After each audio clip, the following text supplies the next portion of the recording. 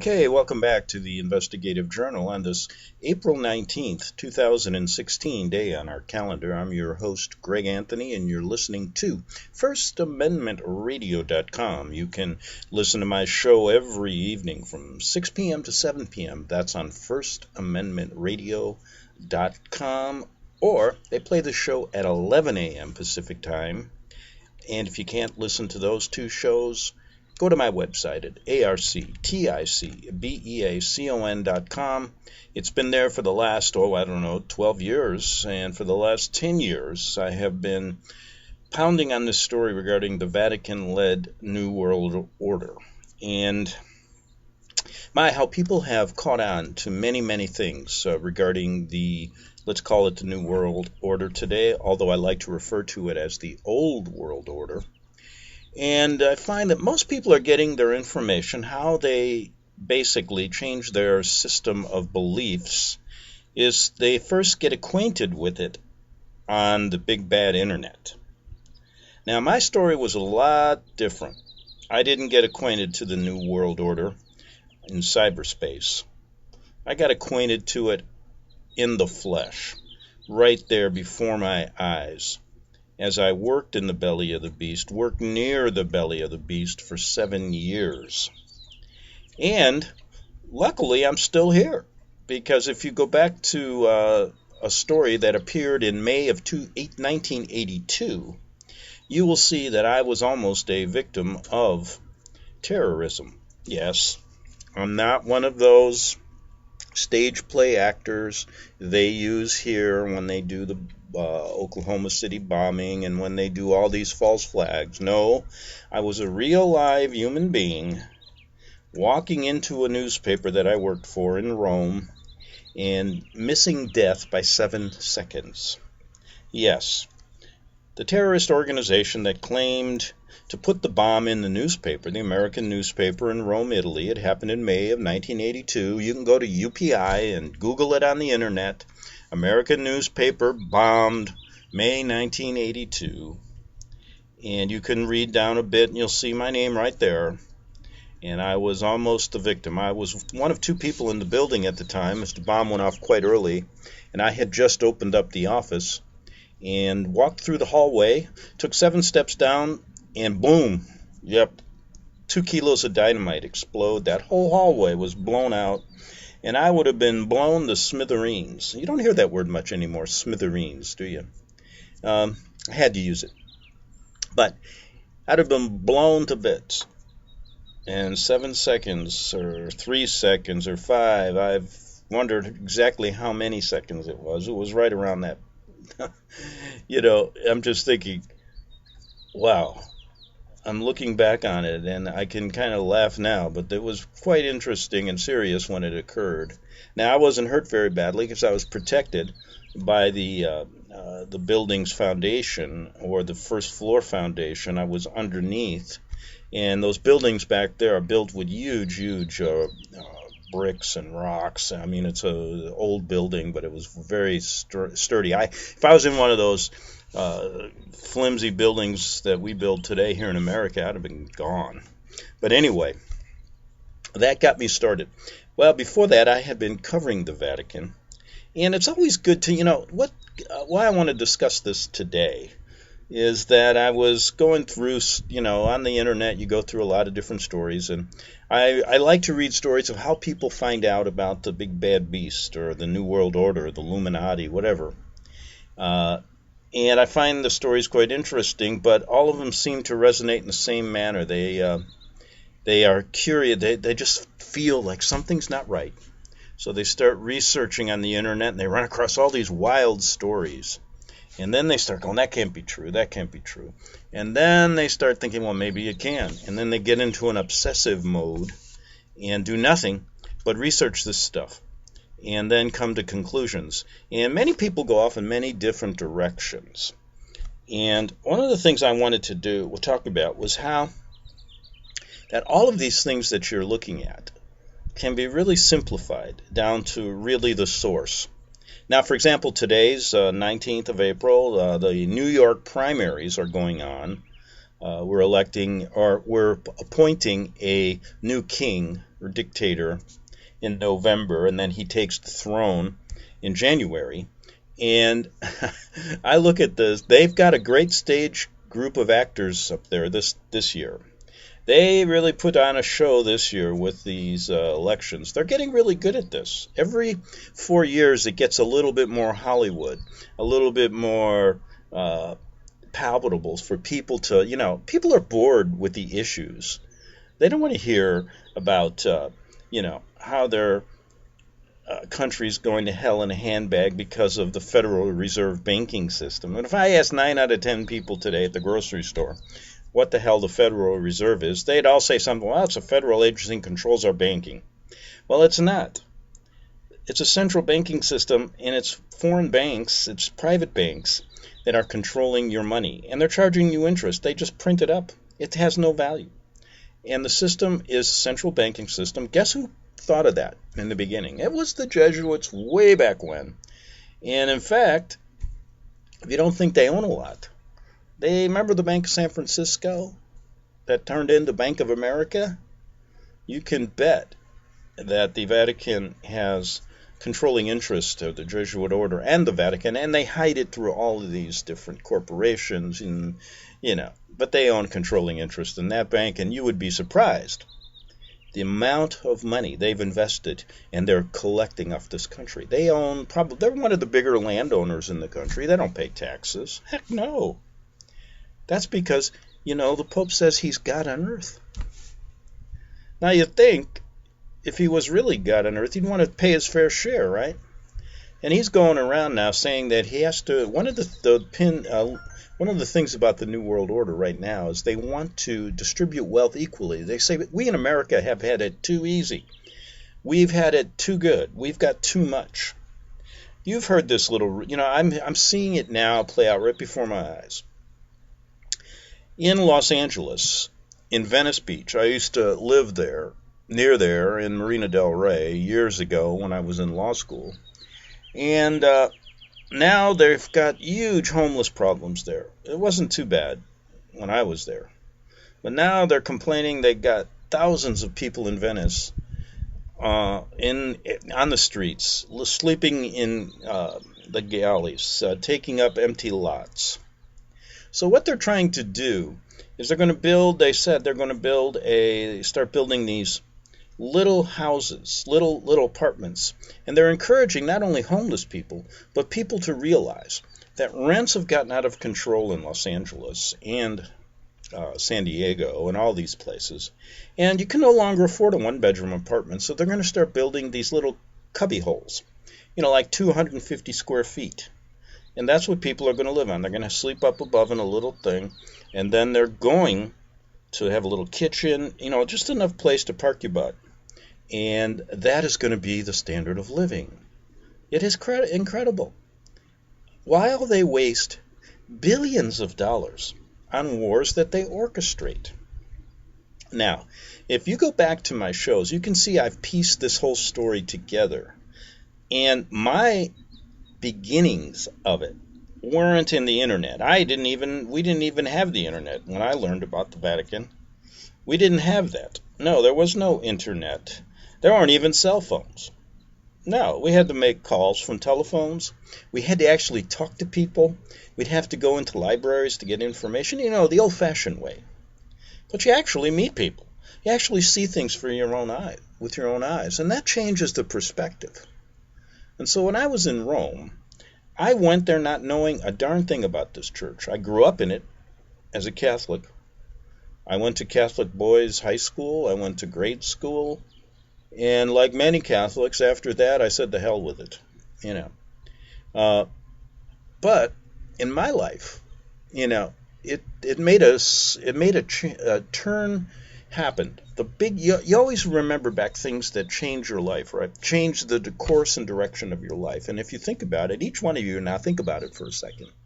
What are those moments? Well, one of them for me was I was a scholarship football player at a Western Illinois University, and my 4-year career was coming to an end. In fact, it came to an early end about in my senior year, I had a shoulder separation, and I didn't play in the last 5 or 6 games. So I started thinking, what the heck am I going to do with my life when my scholarship is up?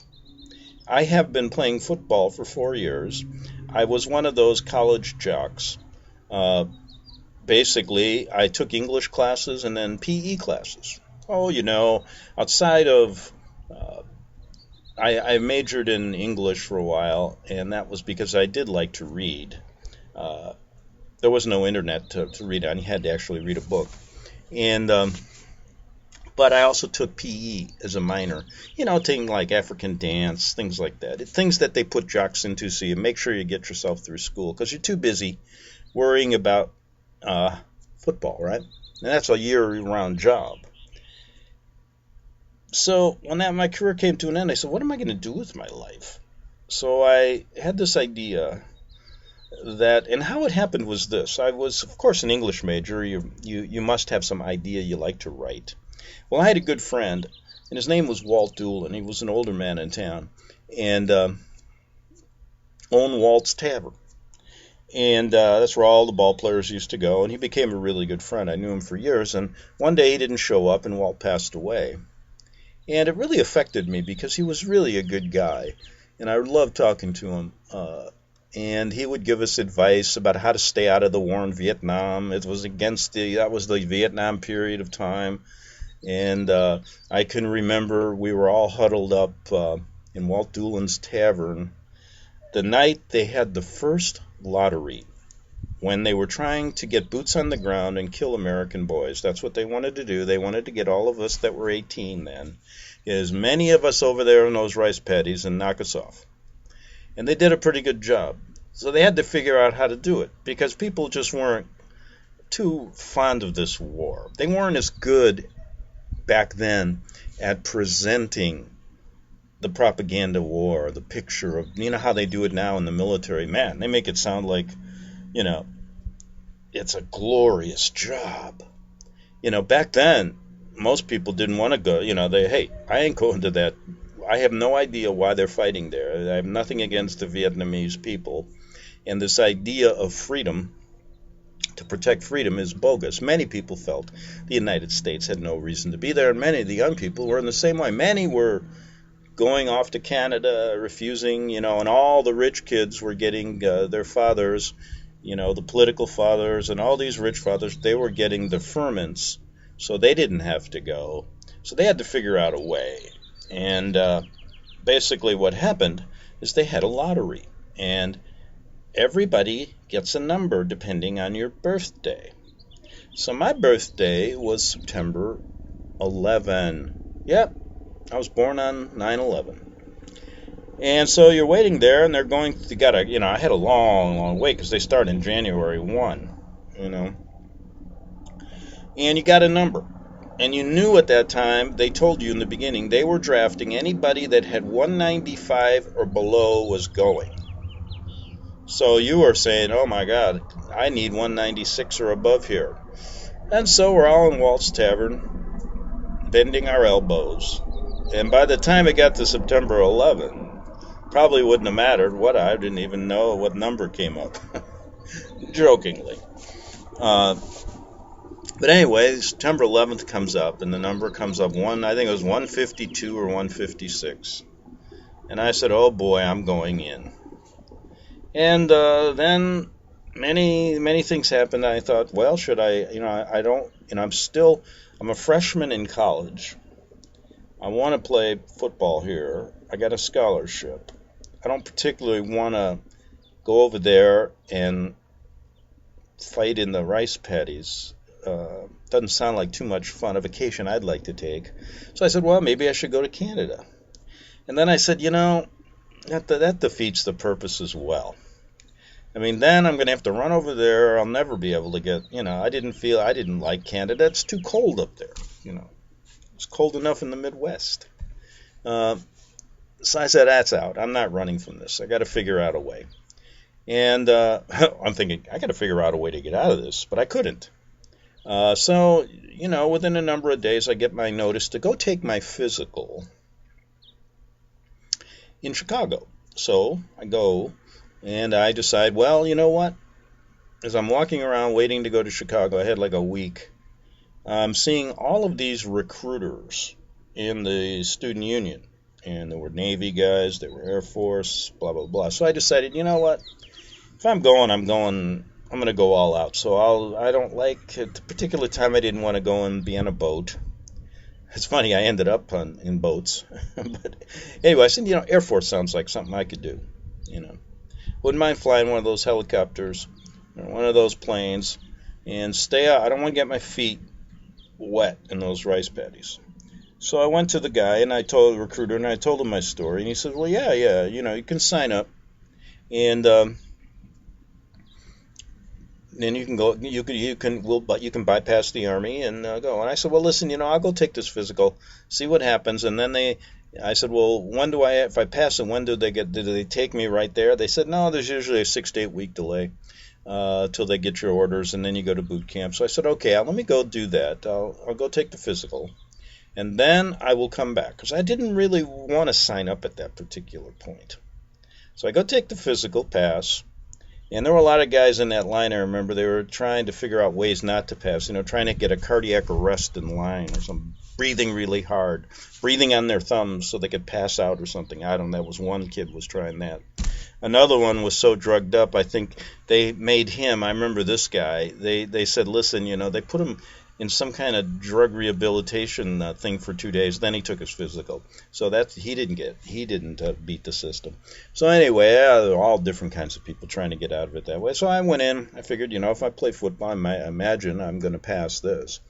So I get the they said, we'll get back to you with your orders. So then I go back to the Air Force, and he says, come back in a couple weeks. Well, in a couple of weeks, I was just about ready to sign my name on the dotted line of the Air Force, and I was listening to Walter Cronkite along with my friends in Walt Doolin's Tavern, and guess what? The draft has been lowered to 125 or below. I never had to go. And so fast forward to my senior year, Walt passes away, and that's how I got into writing. For some reason, I wrote a poem about him, and I paid for it to put it in the paper. And when I saw that, I said, you know what? I like this. I like seeing my name in the paper like that. So I decided to take journalism classes, and I spent an extra year and a half in school to get a degree in journalism, and I became the editor of my student paper, and the rest is history, Thinking I could be free, I could write stories and find freedom from, the press is the only thing left. I believed that they were free. I believed it was the only way to free. The press was not involved in these crooked politics, because I grew up in Chicago, so I knew what crooked politics were. But I had no idea about the Vatican. Nothing. Not a thing. And so maybe about 6-7 years later, after working on several newspapers, I ended up as a correspondent in Rome, Italy, of all places. And when I stepped off that train in Piazza Termini, it was the funniest feeling because I felt at home. And I stayed there 6 or 7 years. And when I first got off there and looked at the Vatican, my first thought was, well, maybe I'm here to get closer to the church and to find where I went wrong in Catholicism. And maybe I'll get back and I'll start going to church again. And all of these things. And in fact, I think I did go to one Mass. And why I'm telling you this story is because I see a lot of these stories about how people find out really what's going on in the world, both spiritually and secularly. And like I said, a lot of it's done on the internet these days. And I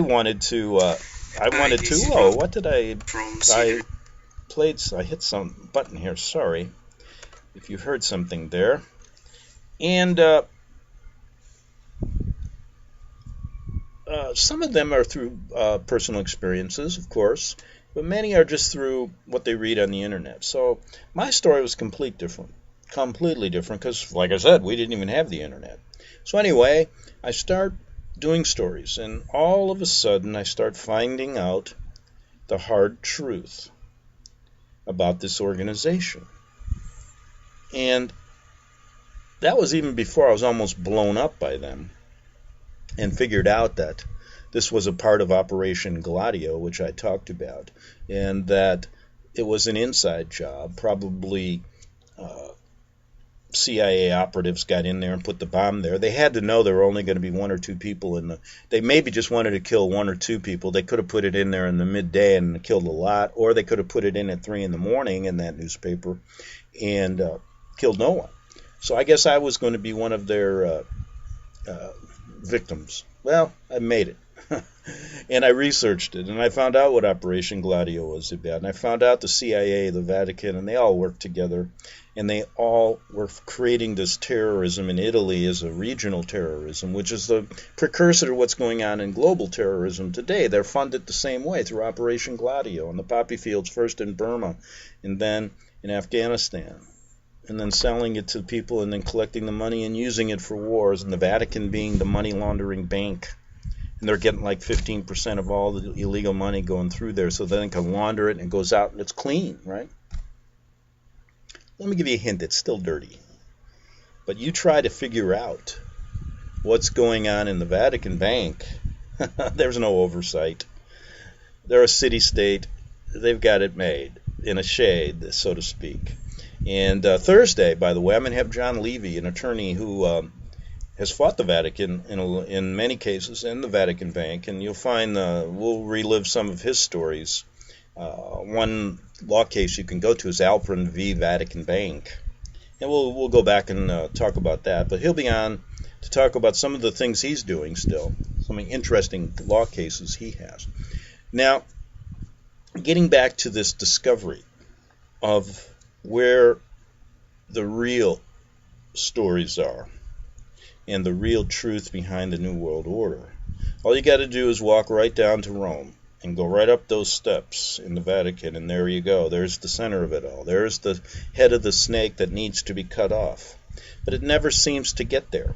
And one of my gripes about people on the internet are that they never get, they go in so many different directions. Of course, we could start now, talk about, okay, how I first understood the Vatican was through their financial shenanigans and through the Vatican Bank scandal in 1982. I didn't start out with the pedophilia and all the satanic stuff. I started out with basically how they manipulate money and how they're crooked and how they lie about it. Then I got into all their charities and all of their stuff, and then you get into all their Mother Mary apparitions around the world where they're collecting money. It's an insane story. But that's one aspect of the Vatican, their financial corruption. Then you can get into their sexual perversions, and you can go deep into that. Then you can get into their political control of Hitler and Stalin and Obama and all the people there and how they do it. The Illuminati, how they control Freemasonry, the Jesuit orders' infiltration of the ecumenical movement here, and how they're taking over churches and making them all fall under the umbrella of Rome. And that's why I do stories about the Tony Alamo ministry, to show you that people actually do talk up against it. And what I'm going to do in the second half hour is play something that's going to center on this. And what I'm talking about is we need to see more YouTubes on this story than on every one of the branches in the tree that it's been corrupted by them. And because if you want to stop all that other stuff, you're going to have to deal with this. And that's my big gripe. Well, listen, we're out of time in this first half hour. Thanks for listening, and I was rambling a little bit, but it's given you a good idea of how I came to understand what the Vatican-led New World Order is all about. Back in 3 minutes on the Investigative Journal.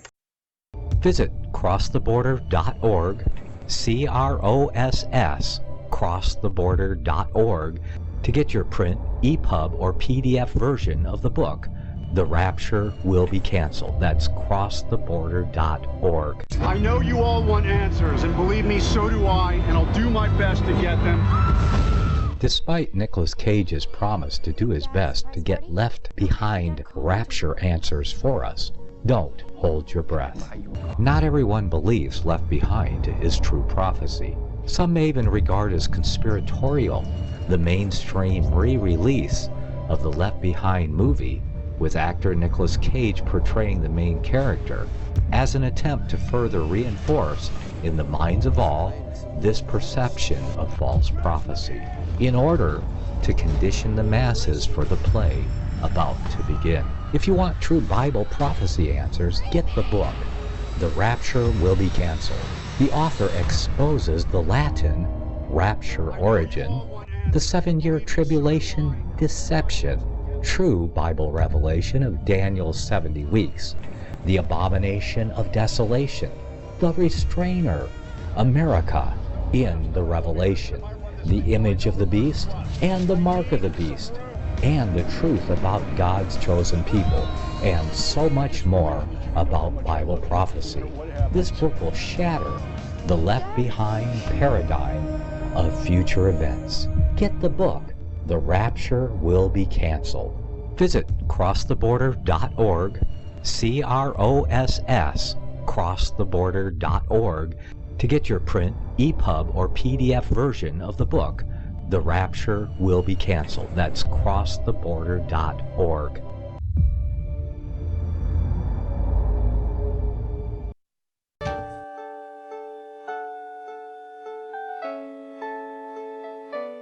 The program you are listening to is 100% sponsored by you, the listener, on this First Amendment Rights Media channel.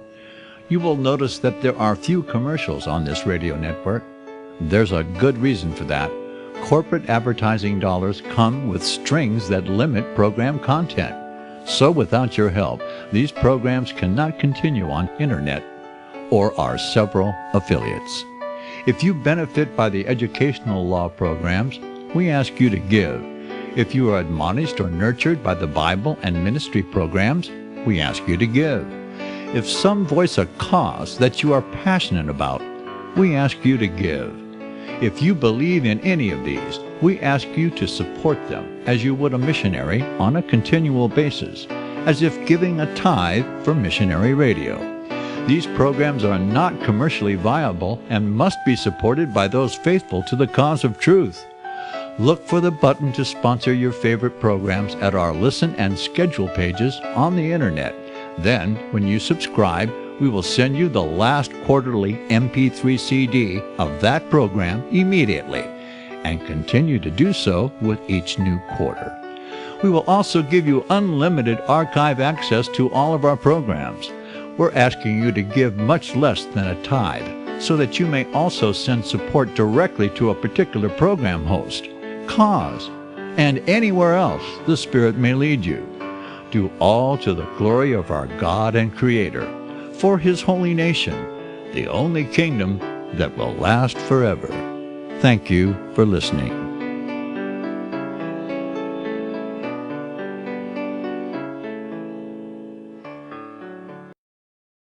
Okay, we're back for the second half hour of the Investigative Journal on this April 19th, 2016 day on our calendar. I'm your host, Greg Anthony. This is the Investigative Journal on FirstAmendmentRadio.com. Okay, to make a long story short, talking about how I came to understand the Vatican-led New World Order and how it really operates, and how the truth is kept from the people. It came because of my interest in journalism and my up-close and personal look at the Vatican while I lived there for 7 years, and watched and listened and researched stories of in all areas that we talk about. When you get to the politics, and you see how, as the primary is going on today in New York, it just makes me, I just think about all these people lining up thinking that their vote matters. Folks, the dialogue is all scripted. The characters that are running for president have been selected. They are just actors on a stage. They know who's going to be the president. You have no choice. There is no dialogue. There is no way that your vote counts. And what they've done is they've gotten better over the years at presenting this stage play. It used to be quite boring. Well, their first attempt was when they had the Kennedy-Nixon debates, the first time the presidents were on TV, and that was the downfall. because it's gotten worse and worse and worse, and better and better and better. It's great stage acting, better screenplays, better writing, better fiction for us to consume. But when you realize that you've been duped, you got to look back and say, how did I come to this conclusion? And where did I make the decision that I was going to tell people about this, if you've come to that point? And mine was very simple. I worked there. I saw it close up and personal. I was almost killed by their terrorism, which they're now flaunting all over the world in global terrorism. And so I took a personal interest in it. So that's basically, in a nutshell, what happened to me. And I'll talk more, and there's so many stories I could get into. And some person said, well, why don't you write a book about it? And I said to myself, okay, I will. And I haven't yet. But anyway, you've heard enough on this today. And I did want to say, one of my pet peeves was looking at all these stories on the internet and how they go off, and all of them are talking about the branches of the New World Order, the branches of this corrupted tree. But very few concentrate on the root, on the trunk of the tree, the Vatican, and where this evil comes from, and how it is not only a secular story, but a spiritual one. And that's what needs to be concentrated on. I want to see more of those types of researchers really getting into it, and nothing would be, I'd love to get back there and do more research. Okay, folks, you got your chance. I'm the journalist. Look at all these people giving millions of dollars to these politicians, wasted money. You know, we could fund some really good projects to get to the truth. And I'm not talking about funding a Alex Jones type thing. That's a COINTEL operation. He's taking your money and giving you like 90% of the truth. Well, I'll give you 100% of it. So let's see if we could figure out a way to get back there to Rome, get back to all these places and talk about this story in depth before they turn this world upside down. If you have any ideas, let me know, because I'd love to work for you in that regard. And yeah, it's going to take a little bit of money. Of course it does. Well, look at all the money they give look at these guys running for president. We got a billionaire running for president on a ticket that he wants to see wealth distributed all over, and wants to see better jobs, more money for the American people. Well, if you want to see the giveaway, why don't you start distributing some of yours? And then we get another guy who's a communist socialist on the Democratic side, Bernie Sanders. He's a good stage actor. I get a lot of kicks out of him, to be honest with you. And he just released his income taxes, and he was saying, "What? Don't worry, I'm one of the poorest guys in the Senate." So I'm thinking, okay, what does he make? $25,000.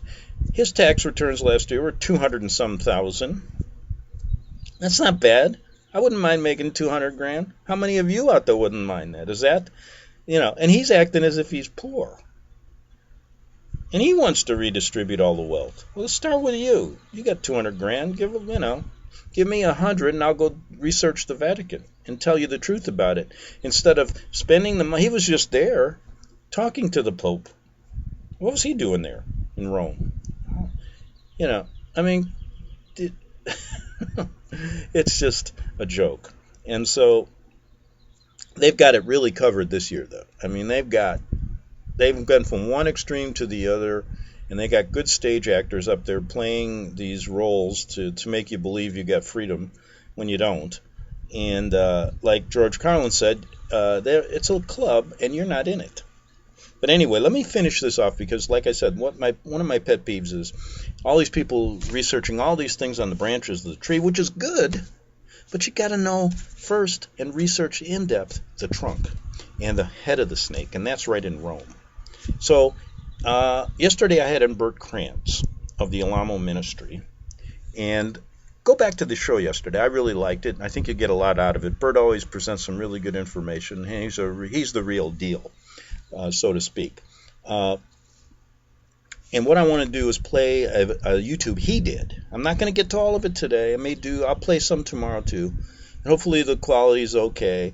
because I don't have really technical ways to make sure audio gets perfect. So you're going to have to, I think this is a good reproduction, though. So bear with me, and let's play a video Bert did regarding and centering on the trunk of the beast and the Vatican. And let's play that right now. Okay? Let's go right to it. Here it goes. It's coming up. I think it's coming up. Are the IRS, FBI, U.S. Department of Labor, the Mafia, and labor unions part of the Vatican? Is the Pope the super boss of all government agencies, as well as the Vatican? The Pope's Secrets by Tony Alamo. This literature was written in 1983. The Vatican is posing as Snow White, but the Bible says that she's a prostitute, the great whore, a cult, Revelation 19:2. She uses government agency branches in every country, including the United States, as her vicious little dwarfs. The more power and control she gets in government, the more she will fade into the background in her snow white disguise, so that government will be used and blamed for all her evil deeds.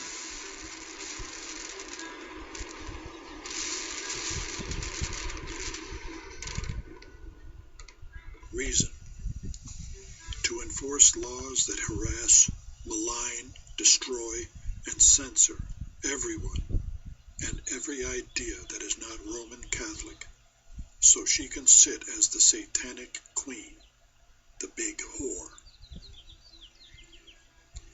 Because of her age-old desire to control the world government and church, the serpent-like Vatican has infested the world and U.S. government with so many of her zealous, highly trained, and dedicated Jesuit devotees that she now controls the United Nations, which she created, the White House, Congress, every state, federal, civic, and social government agency, including the U.S. Department of Labor, the IRS, the FBI, the Supreme Court, judicial systems, the armed forces, state, federal, and other police, also the international banking and Federal Reserve systems, called the Illuminati and Agentur, labor unions, the Mafia, and most of the heavyweight news media.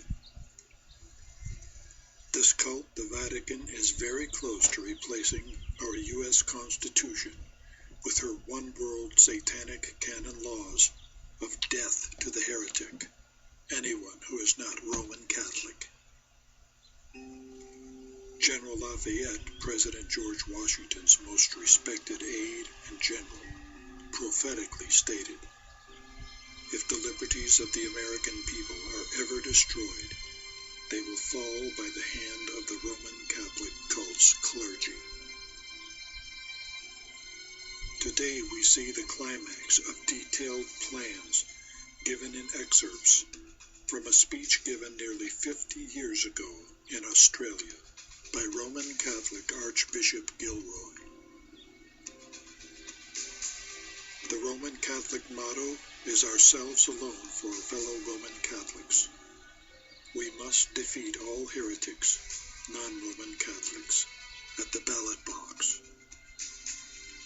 The Holy Father states that negative tactics are fatal. The demands of the Holy Father, the Pope, are that the public services should be 100% Roman Catholic soon. Care must be taken that no suspicion may be raised when Roman Catholics are secretly given more government jobs than Protestants, Jews, and other heretics. Multi-millions of people have been slaughtered by the Vatican, thus saith the Lord. Revelation 18:24. History bears record to this fact.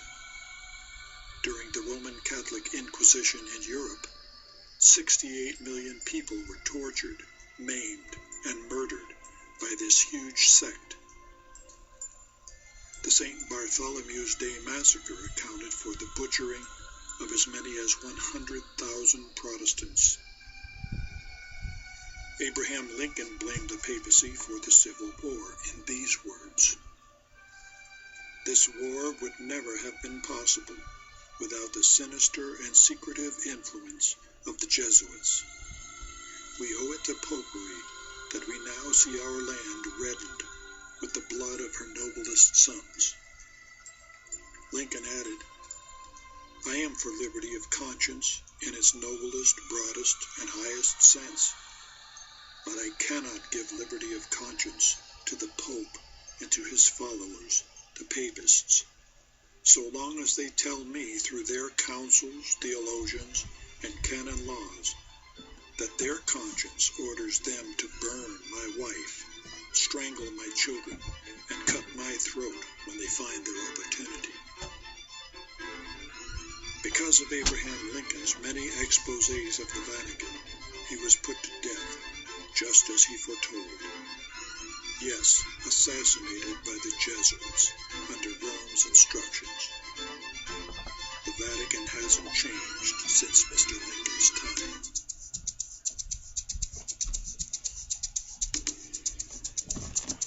JFK's fatal mistake.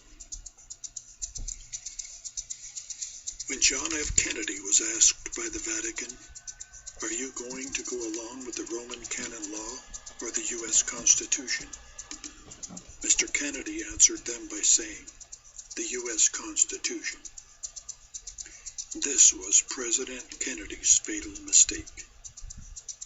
His assassination was ordered by Rome, then planned and carried out by Jesuits, just as President Lincoln's was.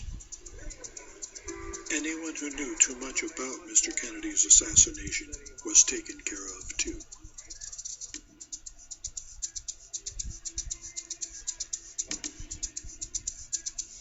When America cried out for an investigation, Chief Justice Earl Warren, a member of the Vatican's secretive Knights of Columbus, was recruited to do the investigation. He did a lot of double-talking and shuffling, as he was supposed to, and then, after a sufficient period of time, closed the investigation. Like the Pope says, negative actions are fatal. Remember that President Kennedy was a great admirer and student of Abraham Lincoln and knew what Mr. Lincoln knew. World War II, with its casualties of over 30 million deaths, 6 million Jews, the Holocaust, was conjured up and sponsored by the Vatican. Hitler, Mussolini, and Franco were all members of this sect, the Roman Catholic cult. To win the world not for Christ, but for the Vatican, the Antichrist. The turmoil in Central and South America, the tyranny under Jesuit-trained Castro in Cuba and throughout the Caribbean, and the terrorism in Lebanon and Ireland today are the Vatican's handiwork. Now can you see why God calls the Roman Catholic cult the mother of every abomination on earth? Revelation 17:5. The Vatican knew that after World War II, many people were wise to the fact that the war was a Vatican inquisition, so they had to use one of their famous diversionary tactics and open the John Birch Society to get everybody thinking and talking about communism, which the Vatican also sponsors, instead of the true culprit, the Vatican. This was a great success for them. The Vatican also sponsors every major terrorist group in the world. The reason for this is to keep people's thoughts on unexplainable, insane tragedies that their terrorist groups are committing, while the Vatican is busy undermining all governments of the world so they can have world dominion, papal power. When terrorist news hits, it is so shocking that it minimizes the news of the Vatican taking away the U.S. Constitution and of people being deprived of their religious freedoms, being jailed, schools and churches being closed. This is the real thing that the Vatican is after, though. World control of our religion and our government. The more insane, bizarre, unreasonable, and unexplainable the terrorism is, the better. The Vatican's heavyweight news media also keeps you busy thinking about it all. Now that they are exposed with their modus operandi, they will soon, with their media and the President of the United States, who just joined them, be the driving force of a campaign to stop all this terrorism that they have created themselves, to make everyone believe that they are good and godly, and that they could have never sponsored anything like this. Update, such as Terry Waite negotiating in Lebanon. Jim Jones, a Roman Catholic Jesuit deacon, posing as a Christian, was sacrificed, not with poisoned Kool-Aid, murdered along with his flock by the Vatican to make the world look narrowly and suspiciously upon innocent Christian retreats. These 6 things doth the Lord hate, yea, 7 are an abomination unto him: a proud look, a lying tongue, and hands that shed innocent blood, and heart that deviseth wicked imaginations, feet that be swift in running to mischief, a false witness that speaketh lies, and he that soweth discord among brethren. Proverbs 6:16-19. All these things that God hates, the devilish Vatican is.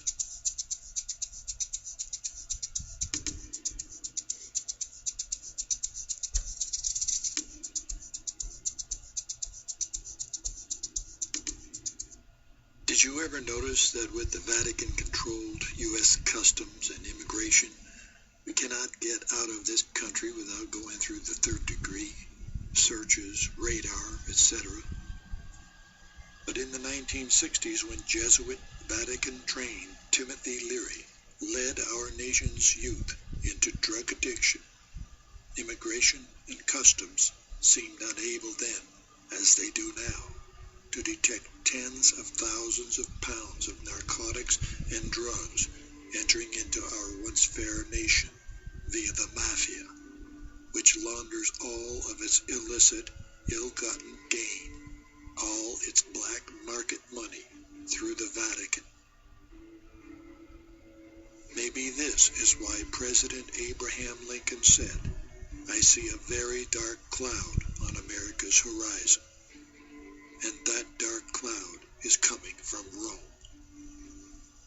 Look at what the Bible says about the Antichrist that caused all this corruption and shed all this blood.